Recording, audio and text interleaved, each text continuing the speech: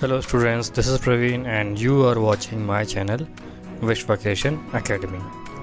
So students, आज की video में हम लोग पढ़ने वाले हैं CBSE क्लास 10th का चैप्टर 1 का टॉपिक यूक्लिड्स डिवीजन एल्गोरिथम के बारे में।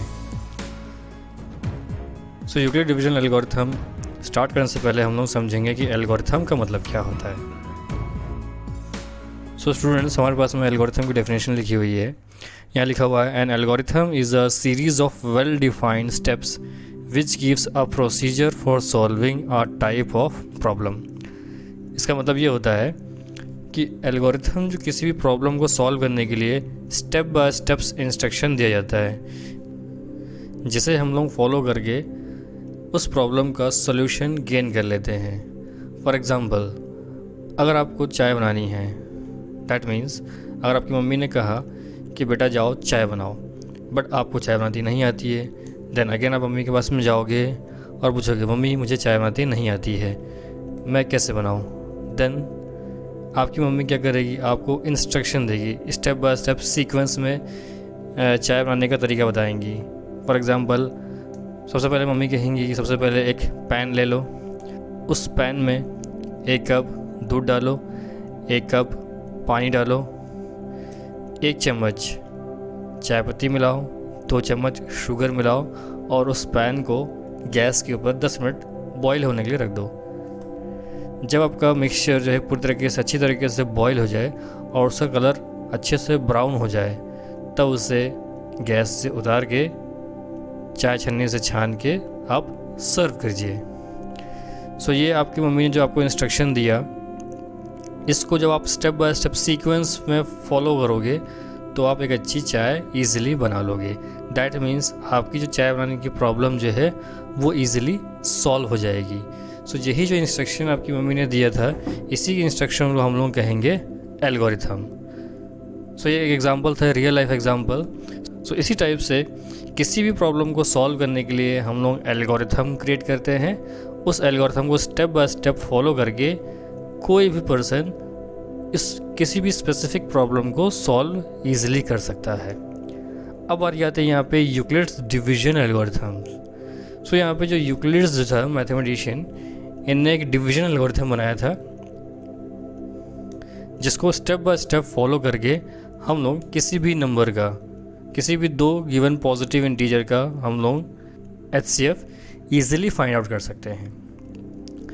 सो हमारे पास में यहाँ पे लिखा हुआ है what is Euclid's division algorithm. Euclid division algorithm is a technique to compute the highest common factor of 2 given positive integers. इसका मतलब ये हुआ कि यूक्लिड डिवीजन लेमा जो है एक टाइप की टेक्निक होती है, जिससे हम लोग कोई भी 2 पॉजिटिव इंटीजर्स का HCF, that means highest common factor, easily find out कर सकते हैं। The HCF of 2 positive integers a and b is the largest positive integer d that divides both a and b। मान लीजिए कि आपके पास में 2 पॉजिटिव इंटीजर्स है, जिसे हमने वेरिएबल्स रिप्रेजेंट किया है a and b।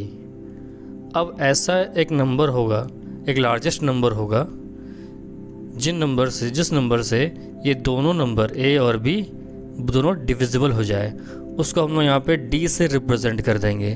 तो ये जो d जो होगा, ये a और b का हाईएस्ट कॉमन फैक्टर होगा, दैट मीन्स HCF होगा। अब HCF कैसे फाइंड आउट करेंगे हम देखेंगे अगले स्लाइड में। ओके स्टूडेंट्स, तो हमारे पास में यहाँ पे यूक्लिड डिवीजन एल्गोरिथम लिखा हुआ है। सो हम इसको स्टेप बाय स्टेप समझेंगे और नेक्स्ट स्लाइड में हम लोग एक एग्जांपल लेके अच्छे से समझेंगे कि इससे सॉल्व कैसे करते हैं। सबसे पहले हम उसका एल्गोरिथम को समझ लेते हैं। एल्गोरिथम क्या दिया हुआ है इसमें, to obtain the HCF of 2 positive integers से C and D with C is greater than D, follow this steps below. अब HCF फाइंड करने के लिए आपको करना क्या पड़ेगा, आपको 2 पॉजिटिव इंटीजर चाहिए होंगे। हमने उसको यहाँ पे C और D मान लिया गया है, यहाँ पे हमने वेरिएबल के फॉर्म में ले लिया है। नेक्स्ट स्लाइड में हम लोग एग्जाम्पल के फॉर्म में हम नंबर लेके और अच्छे से डिटेल में समझेंगे कि कैसे निकालते हैं हम लोग 2 नंबर का, 2 इंटीजर का HCF। अभी सिर्फ हम लोग स्टेटमेंट को समझ रहे हैं यूक्लिड डिवीजन एल्गोरिथम की। सो मान लीजिए आपके पास में 2 इंटीजर्स है, 2 पॉजिटिव इंटीजर है, हमने उसको C और D मान लिया। Where C is greater than D, मान लीजिए कि C यहाँ पे डी से बड़ा है। ऑब्वियस सी बात है, दो इंटीजर है तो एक बड़ा होगा और एक छोटा होगा, तो हमने इस केस में हमने मान लिया कि सी बड़ा है और डी छोटा है। अब हमें स्टेप बाय स्टेप फॉलो करना पड़ेगा यूक्लिड डिवीजन एल्गोरिथम का, जिससे हमें एचसीएफ मिल जाएगा। सो स्टेप 1 में लिखा हुआ है apply Euclid division lemma to C and D. That means हमें यहाँ पे यूक्लिड डिवीजन लेमा को अप्लाई करना पड़ेगा। अब आपको नहीं पता है यूक्लिड डिवीजन लेमा क्या होता है, सो मैं ऑलरेडी एक्सप्लेन कर चुका हूँ, ऑलरेडी वीडियो बना चुका हूँ, आप मेरा वाला वीडियो देख सकते हैं, तो आपको समझ में आ जाएगा अच्छे से कि यूक्लिड डिवीजन लेमा क्या होता है। सो मैं आपसे रिक्वेस्ट करूँगा कि पहले आप यूक्लिड डिवीजन लेमा वाला वीडियो देख लीजिए, उसके बाद ये वीडियो देखिए, तो आपको दोनों वीडियो अच्छे से समझ में आ जाएगा, कॉन्सेप्ट सब क्लियर हो जाएगा, आपको यूक्लिड डिवीजन लेमा भी क्लियर हो जाएगा और यूक्लिड डिवीजन एल्गोरिथम भी क्लियर हो जाएगा। सो फर्स्ट स्टेप में करना है हमें apply Euclid division lemma to C and D. That means हमें सी और डी पे यूक्लिड डिवीजन अप्लाई करना है। So we find the whole number Q and R. अब हम लोग यहाँ पर यूक्लिड डिवीजन लेमा अप्लाई करेंगे तो हमें दो होल नंबर मिलेंगे, एक तो क्यू मिलेगा दैट मीन्स कोशेंट मिलेगा, और दूसरा मिलेगा remainder, such that C is equal to से D Q plus R. C जो हो जाएगा आपके पास में हो जाएगा डिविडेंड इज इक्वल टू से divisor into quotient plus remainder. That is जो हम लोग ऑलरेडी पढ़ चुके हैं यूक्लिड डिवीजन लेमा में, जहाँ पे आर जो होता है, आर की वैल्यू या तो 0 की इक्वल होगी, दैट मीन्स रिमाइंडर या तो 0 की इक्वल होगा या फिर 0 से बड़ा होगा, बट वो हमेशा डिवाइजर से छोटा होगा। अब नेक्स्ट स्टेप में बढ़ते हैं। इफ़ रिमाइंडर इज़ 0, अगर फर्स्ट स्टेप में रिमाइंडर 0 आ गया है तो आपके पास में जो D है, दैट मीन्स जो डिवाइज़र है, वही HCF कहलाएगा C और D का। If R is not equal to 0, अगर R की वैल्यू 0 नहीं है, देन क्या करना पड़ेगा हमें, apply the division lemma to D and R।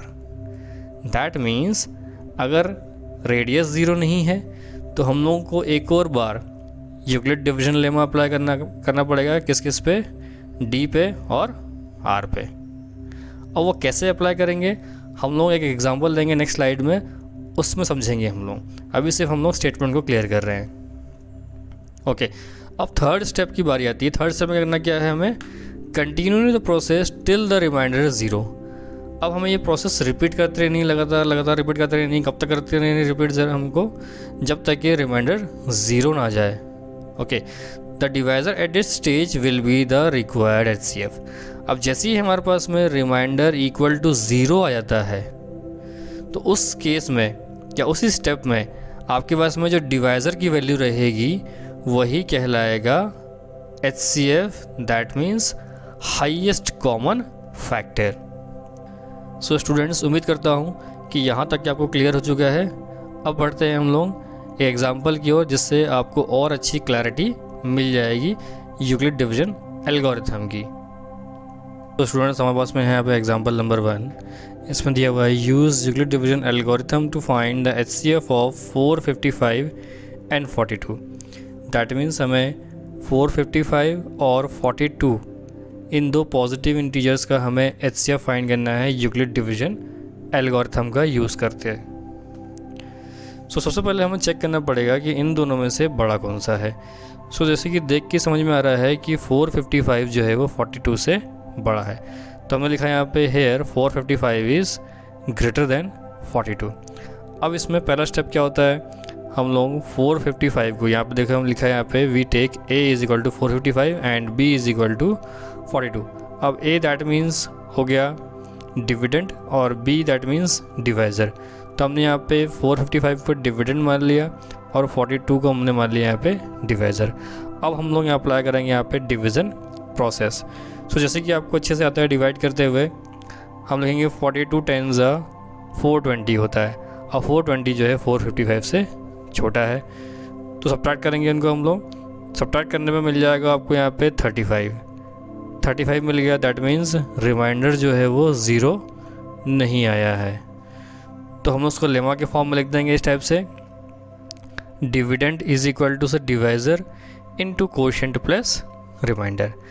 तो डिविडेंड था इस केस में, फर्स्ट स्टेप में था आपके पास में 455, डिवाइज़र था 42, कोशेंट आया आपके पास में 10 और रिमाइंडर आपके पास में 35। अब चेक करेंगे रिमाइंडर तो ज़ीरो नहीं आया आपके पास में। जब रिमाइंडर ज़ीरो नहीं आया है तो क्या करेंगे हम लोग, इस प्रोसेस को हम लोग एक बार और रिपीट करेंगे। बट रिपीट कैसे करेंगे, थोड़ा अलग टाइप से रिपीट करना पड़ेगा हमें। जो 35 जो है 35 बन जाएगा आपको, जो रिमाइंडर जो आया था ये बन जाएगा आपका नया डिवाइज़र बन जाएगा, और 42 दैट मीन्स जो पुराना डिवाइज़र था ये बन जाएगा डिविडेंड। तो देखिए इसके बाजू मैंने यहाँ पे डिविडेंड लिख दिया हूँ 42, जब 42 लिख दिया यहाँ पे, और 35 आपके पास में जो रिमाइंडर था ये बन गया आपके पास में डिवाइज़र। तो हमने अप्लाई किया 35 बन जाए 35, तो 35 आ गया आपके पास में, क्योंकि 35 से जब बड़ा सेकंड टाइम लेंगे तो 42 से बड़ा आ जाएगा, इसलिए 1 ही टाइम लेंगे, क्वोशंट आपके पास में 1 ही आएगा। अब 42 से हमने 35 को सब्ट्रैक्ट किया तो हमें मिल गया यहाँ पे 7 मिल गया। अगेन इस केस में भी जो रिमाइंडर है वो ज़ीरो हमें नहीं मिला, तो हमने क्या किया, अगेन उसका लेमा के फॉर्म में अप्लाई कर दिया। हम लिख दिया यहाँ पे dividend that is 42, divisor that is 35, quotient आया था आपके पास में 1, रिमाइंडर था आपके पास में 7। इस केस में ब्रैकेट में लिखा है यहाँ पे remainder is not equal to 0। अब हमने यूक्लिड डिवीजन एल्गोरिथम में पढ़ा था कि जब तक ये रिमाइंडर 0 नहीं आ जाए तब तक ये हम लोग यूक्लिड डिवीजन लेमा को अप्लाई करते जाएंगे। कब तक करते रहेंगे, जब तक कि आपके पास में रिमाइंडर 0 ना आ जाए। तो हम लोग एक स्टेप और करेंगे इसको। अब इस केस में अगेन जो 7 जो रिमाइंडर जो आया 7 ये बन जाएगा आपके पास में नया डिवाइज़र, और जो पुराना डिवाइज़र था, पुराना डिवाइज़र क्या था आपके पास में 35 था, तो 35 बन जाएगा नया डिविडेंड। तो हमने देखिए यहाँ पे डिविडेंड के फॉर्म में लिख दिया, उसको हमने प्लेस पे लिख दिया 35, और यहाँ लिख दिया हमने 7। सो हमको पता है यहाँ पे 7 5 से 35 होता है, तो क्वोशंट आ गया आपके पास में 5, और यहाँ नीचे लिख दिया 35 में सब्ट्रैक्ट करेंगे तो मिल जाएगा आपको 0। अब इस केस में लास्ट में क्या आ गया आपके पास में 0 आ गया। अब 0 आ गया मतलब हमने स्टेटमेंट में पढ़ा था पिछले एल्गोरिथम में कि जैसे ही रिमाइंडर 0 आ जाए तो लास्ट डिवाइज़र जो होता है HCF of that 2 positive integers. तो अगेन उसको हमने यहाँ पे लेमा के फॉर्म में अरेंज कर दिया। Dividend is equal to divisor, dividend that means 35, divisor that means 7 into quotient, quotient क्या था आपके पास में 5 आया था यहाँ पे, प्लस रिमाइंडर। अब रिमाइंडर कितना आ गया 0 आ गया। अब जैसे रिमाइंडर 0 आ गया ये स्टेप्स जो है यहीं पे स्टॉप हो जाएगी, और आपका लास्ट डिवाइज़र, अब यहाँ पे लास्ट डिवाइज़र क्या है आपके पास में 7 है। Here we have last divisor is 7, that means the HCF of 455 and 42 is 7। तो यहाँ पे 455 और 42 का जो HCF है वो 7 आ गया है। सो उम्मीद करता हूँ स्टूडेंट्स ये एग्जांपल आपको समझ में आ गया है। अगर आपको एग्जांपल समझ में नहीं आया है तो हम एक और एग्जांपल कर लेते हैं, उसमें आपको ज़रूर समझ में आ जाएगा। Let us solve the next example. Okay students, हमारे पास में सेकंड एग्जांपल है हमारे पास में। अब सेम क्वेश्चन है बट यहाँ पे वैल्यूज़ जो है वो डिफरेंट है। यहाँ पे सेम क्वेश्चन है, use Euclid division algorithm to find the HCF of 420 and 130। So हमें यहाँ पे 420 और 130 का हमें HCF फाइंड करना है यूक्लिड डिवीजन एल्गोरिथम का यूज़ करके। तो सबसे पहला स्टेप जो होता है आपको अच्छे से पता है कि चेक करना पड़ेगा इन दोनों में से बड़ा कौन सा है। तो अगेन हमें देख के समझ में आ रहा है कि 420 बड़ा है और 130 छोटा है। सो हमने लिख दिया यहाँ पे हेयर 420 इज़ ग्रेटर देन 130। तो अगेन हमने क्या किया, यहाँ पे राइट हैंड साइड में पूरा डिवीज़न प्रोसेस अप्लाई किया है और लेफ़्ट साइड में पूरा एल्गोरिथम अप्लाई किया है, यूक्लिड डिवीजन लेमा अप्लाई किया है, ताकि आपको अच्छे से समझ में आ जाए इजी वे में। तो चलिए स्टेप बाय स्टेप हमें इसको एक्सप्लेन करता हूँ, आप समझते जाइए इसे।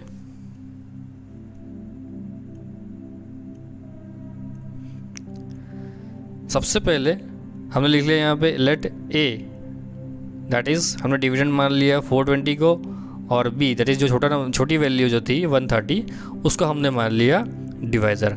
अब हमने क्या किया, यहाँ पे लॉन्ग डिवीज़न मेथड अप्लाई किया। तो 420 को हमने डिवाइड किया 130 से, तो 3 टाइम में कितना आ गया 390 आ गया। तो 390 आ गया, तो 420 से हमने 390 को सब्ट्रैक्ट किया तो हमें मिल गया यहाँ पे 30। दैट मीन्स रिमाइंडर आपके पास में 0 नहीं आया, remainder is not equal to 0। अब इसको हमने क्या किया, हमने इसको यहाँ पे लेमा के फॉर्म में अरेंज कर दिया। कैसे अरेंज कर दिया, पहले हमने लिख दिया यहाँ पे dividend that is 420 is equal to divisor that is 130 into quotient. Quotient क्या आया था आपके पास में, यहाँ पे देखो फर्स्ट स्टेप में 3 आया था और प्लस रिमाइंडर कितना आया आपके पास में 30 आया, तो हमने लिख दिया यहाँ पे प्लस 30। अब ब्रैकेट में लिख दिया remainder is not equal to 0। अब जब रिमाइंडर 0 नहीं आया था, जैसे पिछले एग्जांपल में हमने किया था, क्या किया था, अब इसी प्रोसेस को हमें एक बार और रिपीट करना पड़ेगा। बट इसमें थोड़ा सा चेंजेस क्या आएगा, जो रिमाइंडर था ये बन जाएगा आपका डिवाइज़र, और जो पुराना डिवाइज़र था 130 वो बन जाएगा आपका नया डिविडेंड। ठीक है, तो हम यहाँ पे 30 और 130 इनमें हम लोग अप्लाई करेंगे यहाँ पे डिवीजन लेमा। ओके, तो अप्लाई करते हैं, तो 34 जो है कितना आएगा 120 आ गया। अगेन 130 जो है 120 छोटा है, सब्ट्रैक्ट करेंगे उसको, मिल जाएगा आपके पास में 10। अगेन यहाँ पे देखिए आप देख सकते हैं रिमाइंडर जो है 0 नहीं आया है, तो हमने क्या किया, अगेन उसको लेमा के फॉर्म में अरेंज कर दिया। कैसे अरेंज किया, हम लिख दिया यहाँ पे डिविडेंड दैट इज़ 130 इस केस में था इज इक्वल टू डिवाइज़र जो कि 30 था इंटू कोशेंट क्या आया था आपके पास में 4 आया था, प्लस रिमाइंडर कितना आया 10 आएगा। रिमाइंडर मिल गया आपको यहाँ पे 10। अब यहाँ पे ब्रैकेट में अगेन लिखा हुआ है remainder is not equal to 0। अब जब तक ये रिमाइंडर 0 नहीं आएगा तब तक हम इस स्टेप को, इस प्रोसेस को हम रिपीट करते जाएंगे। अब एक बार इसको हम और रिपीट करेंगे।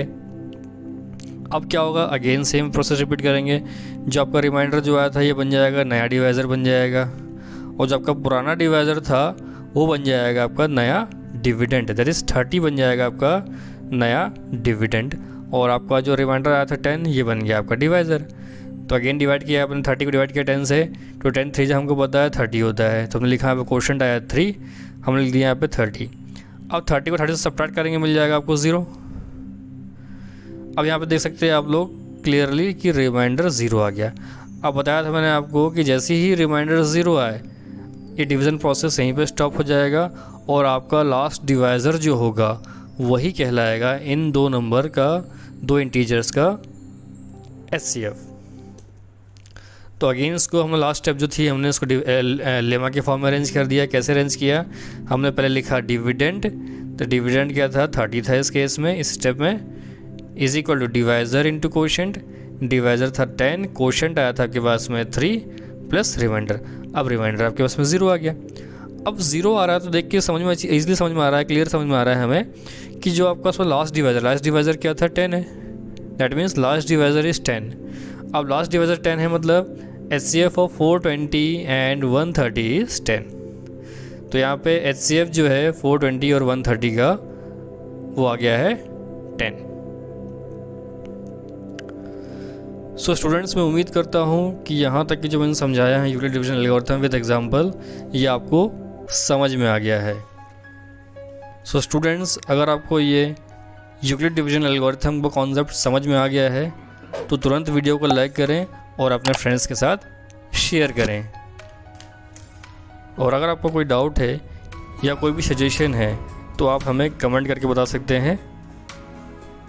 और अगर अभी तक चैनल को सब्सक्राइब नहीं किया है तो चैनल सब्सक्राइब भी कर लीजिए। मिलते हैं नेक्स्ट वीडियो में, तब तक ये अपना ख्याल रखिए एंड कीप वॉचिंग विश्वाकेशन एकेडमी।